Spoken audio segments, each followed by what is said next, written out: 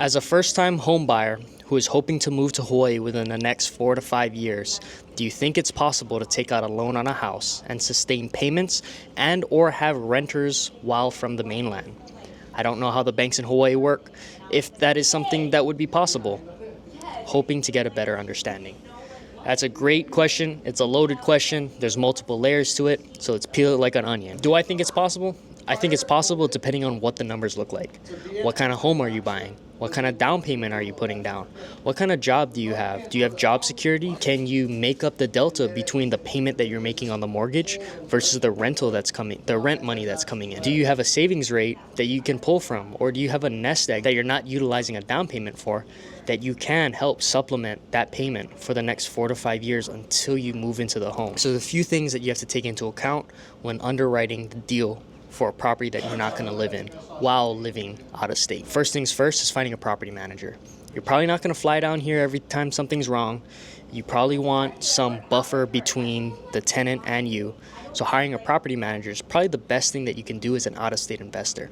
Those rates typically vary between 8 and 10% of the gross rent per month on the property. So imagine off the top, you're already taking off 10%. Now say you have a mortgage on that property, you put a down payment, there's a mortgage. Given that you're an out-of-state investor, that interest rate is going to be higher than what the market is right now. So say if you have a 6% rate owner-occupied, it's probably going to be 7, maybe 7.5 for an investor. That's going to make the payment a lot more for the same house.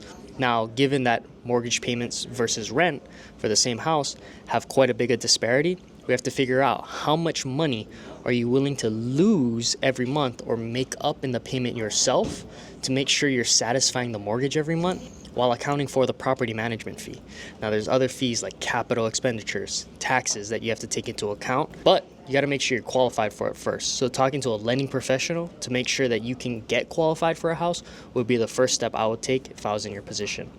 Second step would be finding a real estate professional so that I could underwrite the deals based on the qualifications I get from the lender to see how much down could I put, what that mortgage payment would be, and then going to my realtor and saying, hey, this is the criteria that I have to make sure I keep my payment here.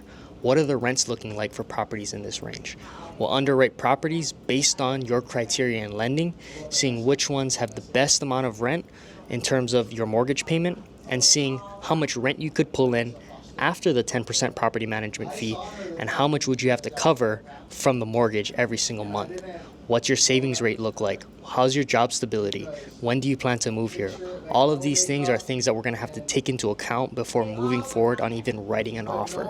So reach out to us, coreteamhawaii.com. Let's underwrite a deal. We've got a questionnaire for you in the description below. Let us know what your questions are. Somebody, Aiden, myself, Kenny, Derek, somebody from Core Team Hawaii is going to get on and answer these questions. We'll make this a series. You can ask up to one question a day. Our team will put our heads together to get that question answered. But if you're like, hey, one question is not going to cut it, you can't put a one question on a day quota on me, go to the website, fill out the contact form. That's when we can get one-on-one with you, get a little bit more explicit and nuanced with your questions that you may have. But if you're ready to participate in these one questions a day, description box below.